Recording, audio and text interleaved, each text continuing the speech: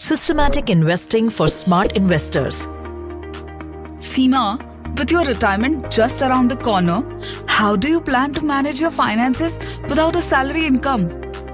Any advice for someone wanting to plan their investments? Investing in mutual funds through facilities like SIP, STP and SWP has really helped me meet my financial goals.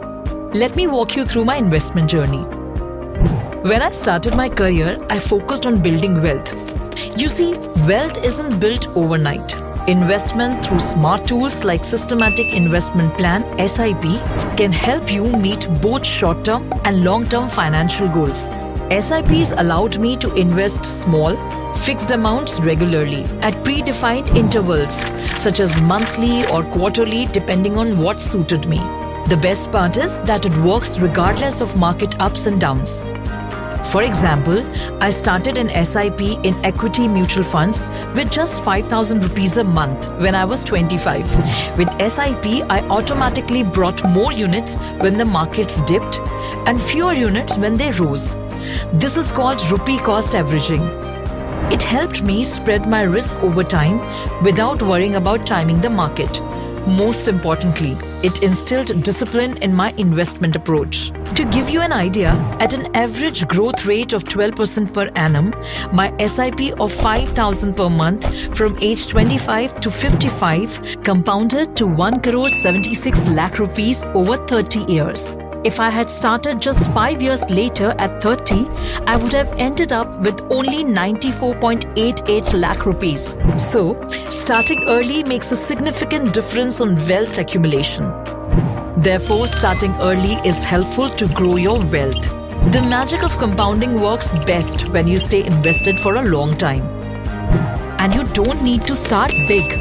You can even begin with an SIP of rupees 500 per month in certain schemes and increase it later as your income grows. You can also increase the SIP amount using SIP top-up facility. Consistency and disciplined investments are the key. Whenever I received a lump sum, like a bonus, I used the Systematic Transfer Plan (STP) facility to gradually move into equity funds. STP lets you transfer a fixed amount from one mutual fund to another at regular intervals. By spreading out the transfer, I avoided the risk of timing the market. And diversification in two asset classes may help in reducing my overall portfolio risk. For instance, with the rupees 1 lakh bonus, I could transfer rupees 10,000 monthly for 10 months or rupees 25,000 quarterly over a year. STP gave me that flexibility. As I approached retirement stage, my risk appetite reduced.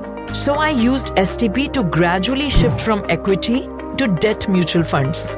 This helped me rebalance my portfolio in line with my financial goals. I could use the same approach with my inheritance?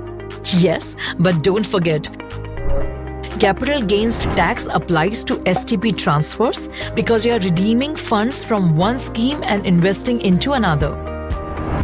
Got it. What about managing regular expenses with my investments after retirement? That's where the Systematic Withdrawal Plan (SWP) comes in. SWP helps you withdraw a fixed amount from your mutual fund investments at regular predefined intervals, such as monthly, quarterly, or even annually. SWP is a smart tool for cash flows and covering expenses after retirement. So once I retire, I plan to withdraw a set amount from my mutual fund portfolio to cover my monthly or quarterly expenses. Is there a tax implication with SWP too? Yes, withdrawals from SWP also incur capital gains tax. But the good news is that the tax is only on the amount you withdraw, not on the entire portfolio. So there you have it. SIP, STP and SWP. 3 smart tools that have helped me manage my investments and plan for my future. Now it's your turn to take charge of your financial goals and start investing systematically. Mutual fund investments are subject to market risks. Read all scheme-related documents carefully.